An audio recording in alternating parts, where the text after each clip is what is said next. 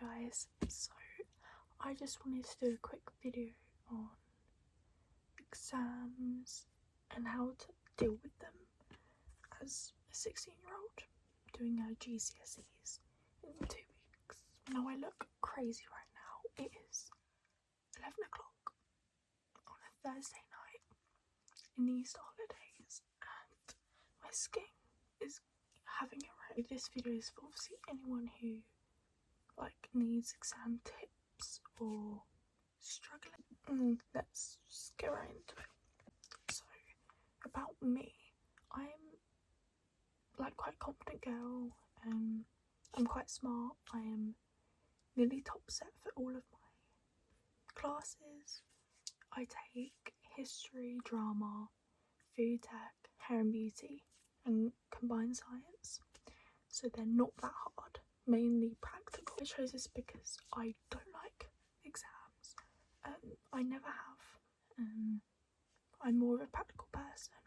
I can't sit in a class because I just need to be doing something practical. So tip 1 is definitely do your mock. A lot of schools do mocks. I think the majority do. I think you have to. I'm not really sure on that. But my school provides 3 sets of mocks. 1 at the end of year 10 after the GCSEs and 2 in year 11. Mocks are really important because they give you an outline of what the actual exam's going to be like, and just really make you comfortable. For me, the mocks haven't been that great. I haven't been able to do them, but I'll get on to why. For mocks, I recommend revising a little bit. Don't overdo it because it's not your real thing. It's mainly just to see how you do in the conditions. It's not about how good you can do. I mean, if you want to, but it's really about how you feel and sorting out everything for the actual GCSEs. So my biggest tip for mocks, don't overdo it. Because I know the year 10s right now, because we're on Easter break, they're all burning themselves out for their year 10 mocks.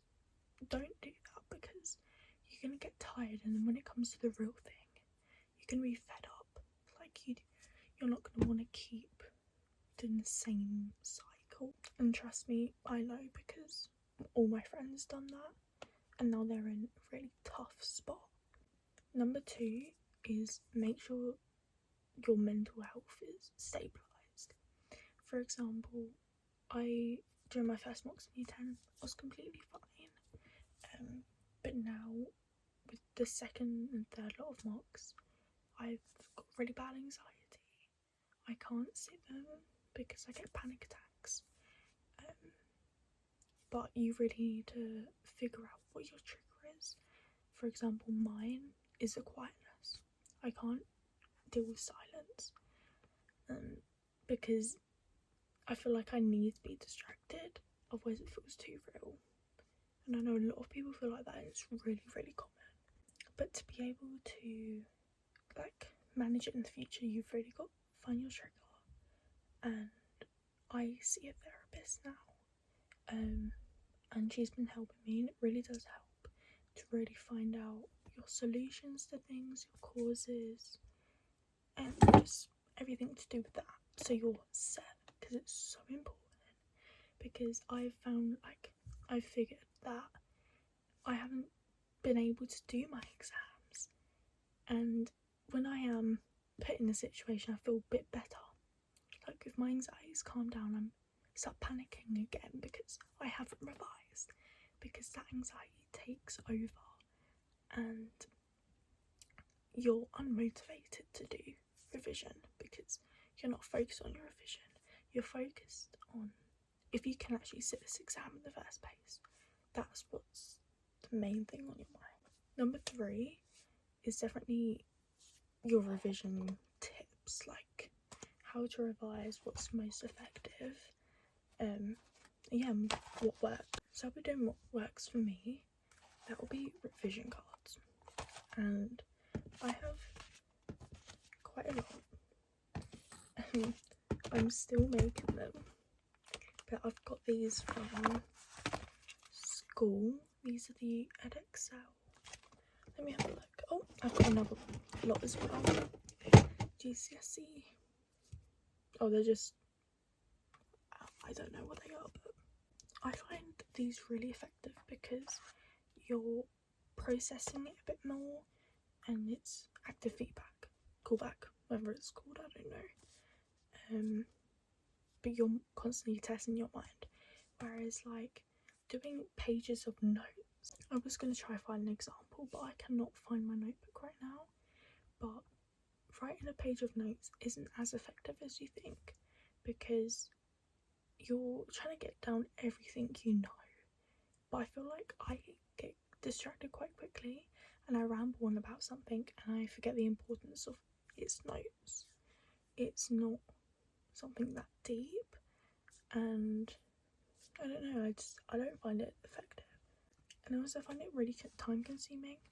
These are time consuming as well. Like, this is my history, this is my Elizabethan ones. This took me 2 hours to make, actually quite a lot of flashcards, but I think these are worth it because once you've done your notes, I don't understand the looking back on them because I feel like all of that text, I'll just ignore it. I'll scan through it and I won't take it all in. Whereas this, I'm actually saying it to myself and processing it all. I'm going to give one top tip though. Please start, if you're in year 9 or year 10, make flashcards now. Oh my god, I left this way last minute.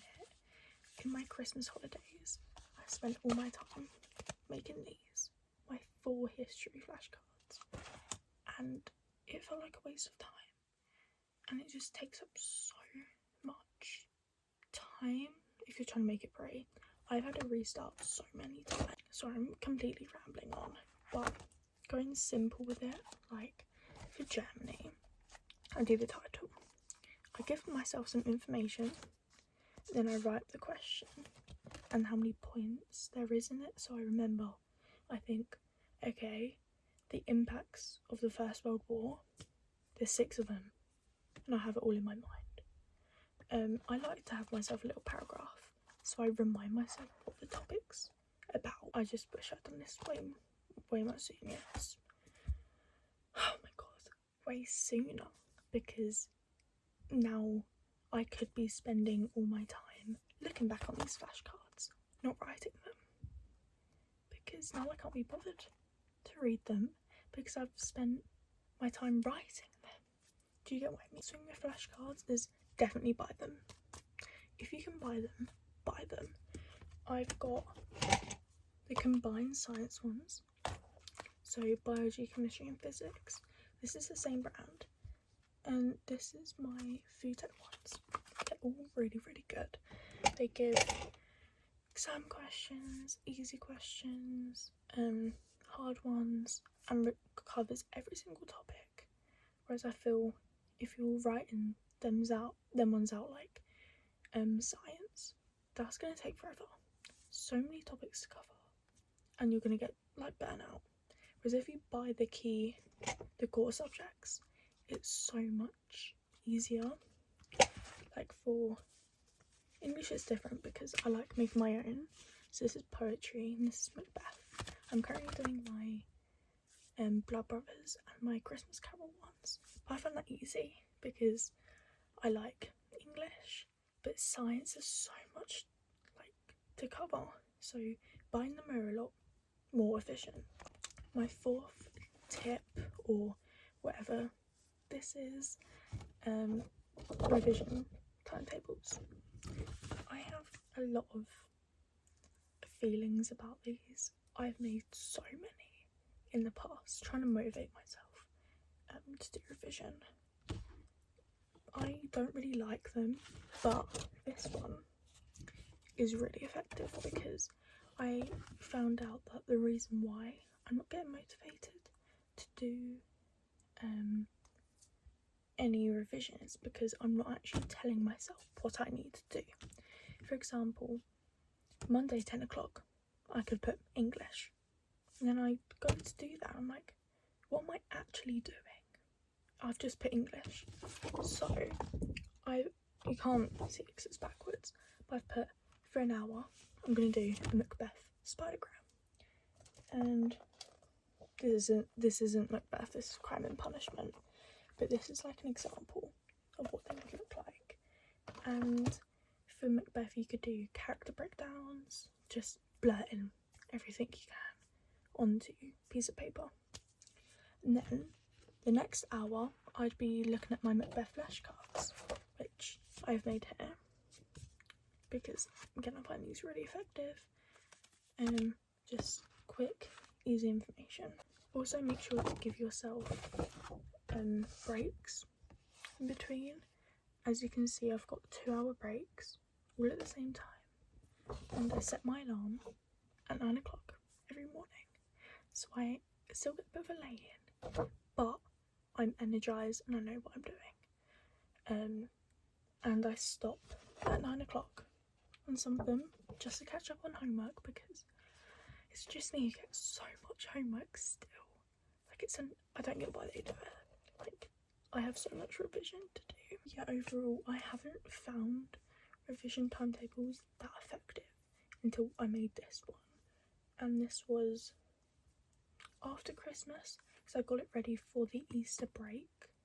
I haven't really used it because I was thinking, okay, I got 2 weeks off, I can use that my 2 weeks, but the school has organised revision sessions at school, so they've kind of overlapped, so I haven't been able to do as much.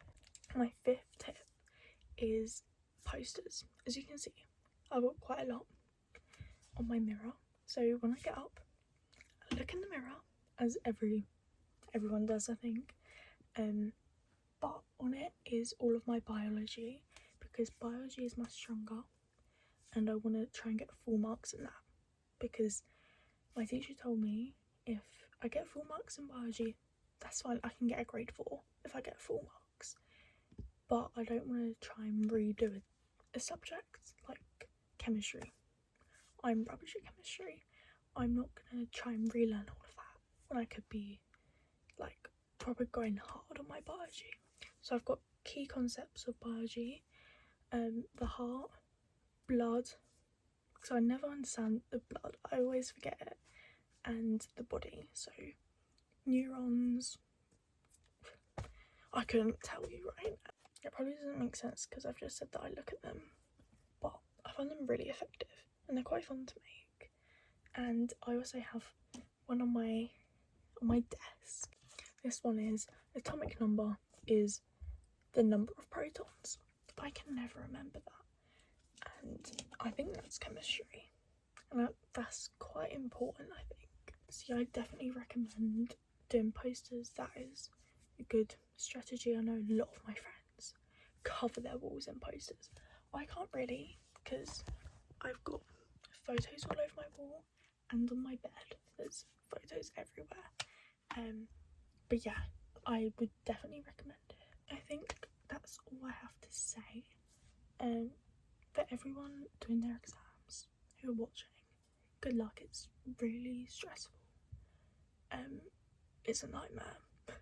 I'm not gonna ignore that. It is definitely a hard time and I'm really struggling to deal with it. But I hope I'm gonna post some more videos because I've been so stressy. But my comments are always open to talk about this stuff because I'm really open and I struggle a lot, so I can relate. And thank you for